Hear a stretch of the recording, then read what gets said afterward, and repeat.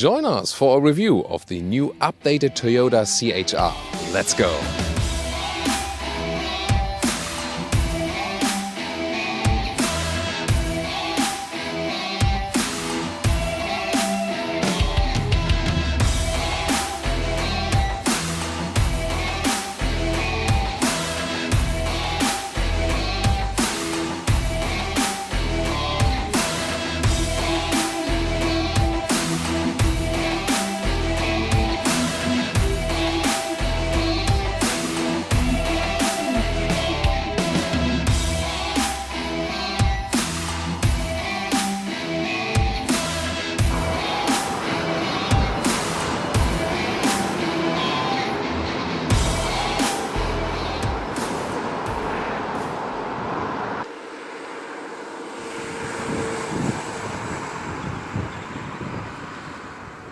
Yes, a facelift also means changes on the exterior, as it is called. And by the way, please subscribe if you haven't done so far. And thanks again for all long-term subscribers. Here, what have they done? So they made the styling a little bit more bold in the front. That means here the lower grille is a little bit wider. Then the fog lamps, they went to the outside here. And also you can get either this contrasting spoiler lip or it comes in vehicle color depending on the trim. Then also the headlamps changed a little bit from the signature. LED is standard, both front and rear actually. And you can see this is the daytime running light in the top part, then the main LED unit right there. And this one here, the daytime running light, changes to the turning indicator. So this is basically one unit, so also quite interesting. It looks a little bit fresher, a little bit stronger than before. 4.39 m, 14'4", or 173 inches is the length of the Toyota CHR. So small or compact, depending on the definition, crossover or small SUV, again, also depending on your definition. And it has a really, screaming out side profile. That's also why people buy it. So 43% of all customers buy it because of the design.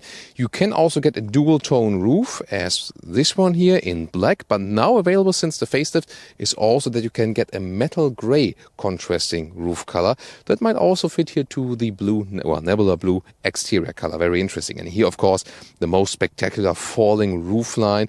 Yeah, this will limit the trunk, of course, also with this huge wing right here, but that's also what makes the design screaming out. Here, integrated handles for the rear doors. We, of course, go in-depth on the interior very soon. So, I'm always totally honest with you guys, and I really have to say, when I saw the CHR for the very, very first time, I would think like, what the hell is this? But I always have to say, sometimes those cars grow a little bit on you, and now, meanwhile, I rather think, yeah, it's definitely still special. But I also like it when cars are not boring, But definitely this is splitting opinions quite a lot. What do you think? Here now in the facelift, what have they done? There's a new black element here on the top part, this, second wing, so to say, that goes all the way from right to left or from left to right over the vehicle. And also new signature here for the tail lamps. They also come with LED technology. And they also feature a cascading indicator light. Also quite interesting. As for engines, you start with a 1.2-liter petrol turbo engine with about 120 horsepower and just about 11 seconds to 1 kilometers or 62 miles an hour in the acceleration. Then you have the 1.8-liter hybrid, made to a naturally aspirated engine, also around 120 horsepower and also somewhat the same acceleration figure. That one also has an update. And then there's the new 2-liter hybrid, which you see here with about 180 horsepower, and this one is 3 seconds faster in the acceleration, so around 8 seconds is the acceleration figure right there. So that's definitely a massive power output difference.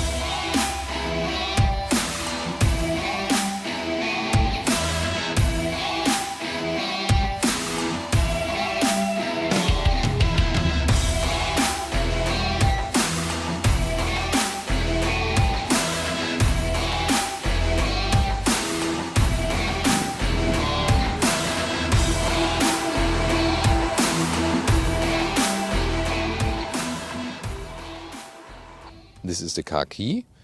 By the way, CHR stands for Coupe High Rider. Yeah, some naming guys played in the kindergarten there, I guess. So, yeah, but you also have a keyless entry. You can put your thumb there. At the moment, the car is complaining because the ignition is on. Then you can also open it again and hear the door closing sound.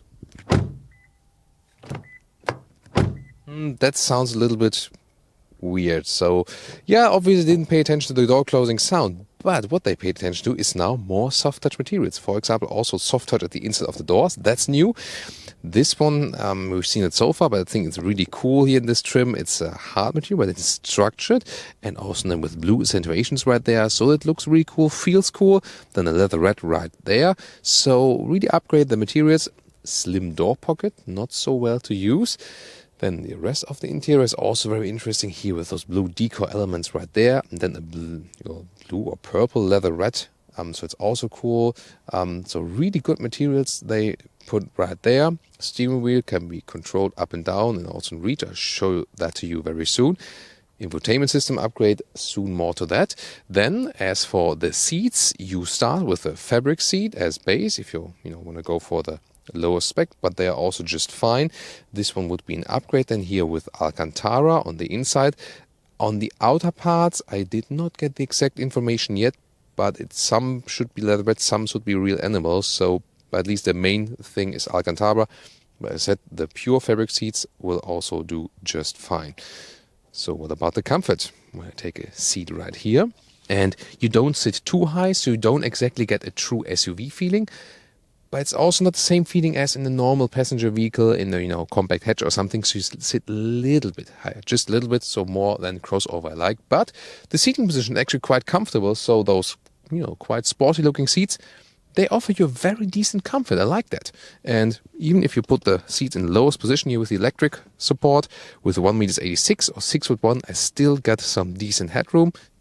Now the interior overview. What's definitely standing out is this infotainment system. And yeah, it's really very interesting. It really stands out.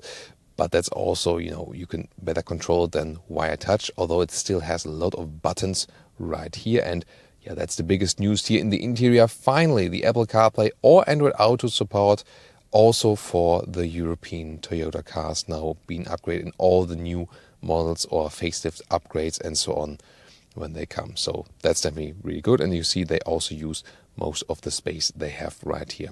In this case, for this trim, you also have those Alcantara seats on the rear passenger side. So also beautiful job.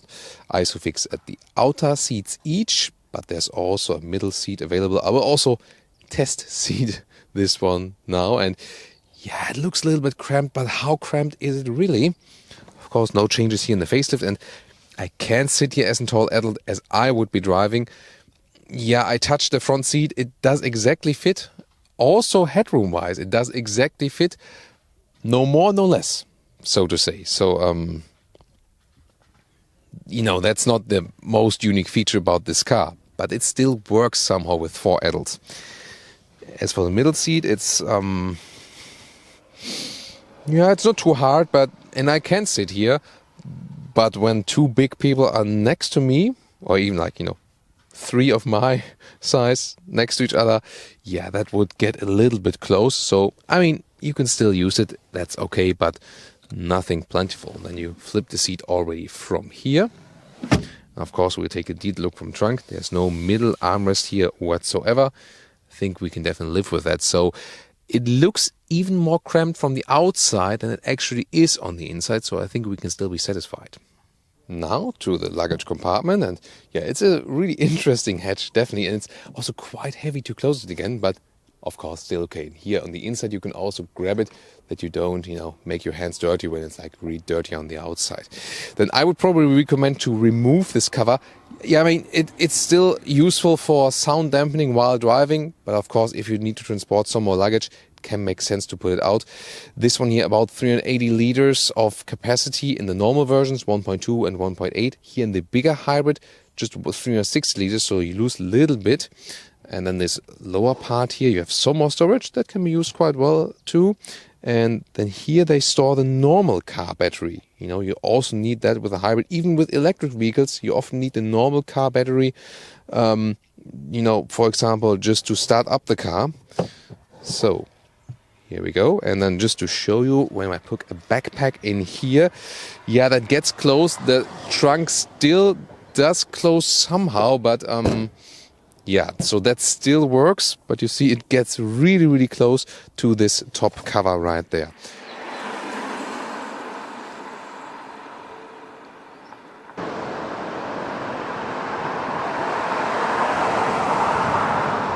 Welcome to Thomas's Driving Lounge with the Toyota CHR in this facelift. And the cool thing about the inbuilt hybrid is you start in EV mode, but as soon as you accelerate a little bit more, there's the combustion engine hopping on, and it depends on the status of the battery. If it's a little bit fuller, then it's a little bit longer EV and so on.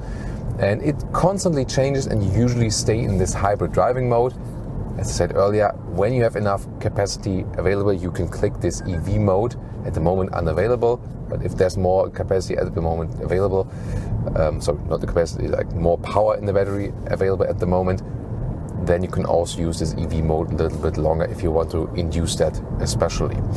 Here on Estrada do Guincho, near Cascais, Portugal, such a beautiful area, such a beautiful beach, and always love to be here for car presentations. So there are actually three major things they upgraded here with the facelift of the Toyota CHR. And that basically counts for all models available. But I will also go into the specifics of the 2-liter hybrid engine very soon. So first thing is they worked on the noise insulation. So, and also less vibrations from the engines, better dampening and so on. And indeed, it's more silent here in this interior. It really feels refined and yeah, some kind of premium feel definitely. It resonates. Wow, what a beautiful view always, but take care of the cyclists first and then of the view. So it really resonates with the upgraded materials and so on. So noise insulation upgrade, that's the first thing. And we also drove a longer route on the motorway yesterday evening. And yeah, I mean, at 120 kilometers an hour, there were some wind noise from the A-pillar, because that sounds really, quite far out, maybe from the side mirror, but that was quite normal. Overall, it was also on the motorway very relaxing with this car, especially about 100 kilometers, 60 miles an hour. That was really perfect. Then the second thing is they upgraded the steering feeling. So before it was quite numb, and here it's still light, but it has more connection to the road, so it feels more natural. So they really worked on that, and that's, maybe it's just a small change, but it so much contributes to the driving fun. There's no real dead area of this steering wheel in the angle, and you just have a natural steering feeling, and that's what I really love when cars have that. Especially nowadays with all those assistance systems.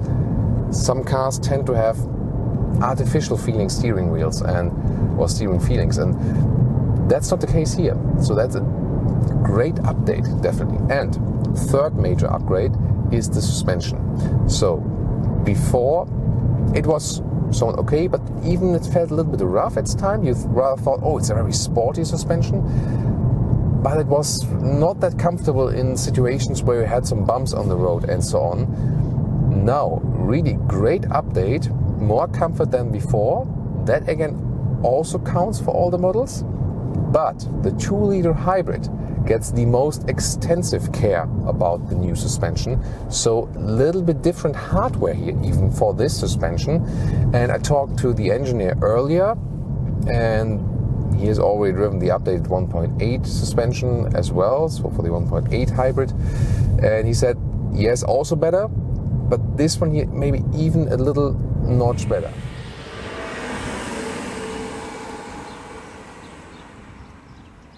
And now we come to our conclusion of today with the new Toyota CHR.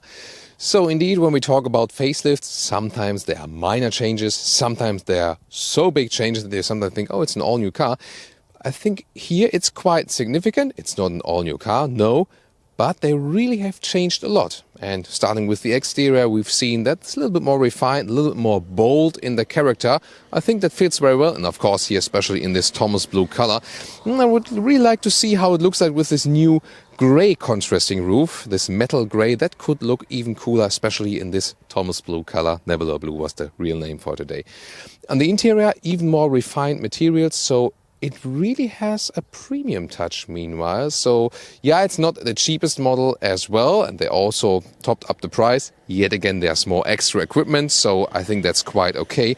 But you really get more for your money now, I think. Yeah, the infotainment system software, that's still something. I mean, let's be honest, it's rubbish, the software they have on there. But since we now finally, also in Europe, have the Apple CarPlay and the Android Auto, this is what you're going to be using most of the time. And then the rest of the infotainment system also doesn't matter that much software-wise. You still can get something in this car, yes, but of course the trunk is the big limitation. So we two, Jonas and I today, yeah, we had some struggles to get all our luggage with us. So that's definitely the limit of this vehicle. Then again, it has a compact size, so you get along with it in the city very well. And you can go for this turbo, yes, but then again, the hybrid is what also makes this car standing out. Also, if you think about the competition, you have those electric moments. The new hybrid, the bigger one, is also a little bit more elaborate to drive. Yet again, the 1.8 gets a lithium-ion battery. I would really like to test that one also at a later stage, because it's supposed to be a little bit more spontaneous from the get-go. So really looking forward to do that. The biggest argument to go for the facelift version is, to me, the updated steering, which feels more natural, better to drive. Then of course NVH, the better noise insulation engine, also against wind noise, and of course this upgrade suspension, which counts for all models. But yet again, the 2-liter hybrid gets hardware-wise the best new suspension. So all suspensions are better than before, but this one here especially good. That might be, to me, the main reason to go for this 2-liter hybrid then. But overall, I think really good upgrades they found here with this vehicle. So I think one of the best facelift changes we've seen recently. And of course then quite low in a fuel consumption if you think about this 5.5 liter, which is, again, everything always way above 40 mpg, no matter if US or UK mpg. That's definitely quite cool. So thank you so much for tuning in today. Please also tune in next time. You can also check the pre-facelifted version if you're more interested in a used CHR. Then we also have had a little bit different color. And of course tune into the competitors. Nissan Juke, for example, Volkswagen T-Roc. We will also link those videos in the video description and in the pinned comment. So, and now leave us your comments. I hope you really enjoyed this episode here today from sunny Portugal, and see you next time.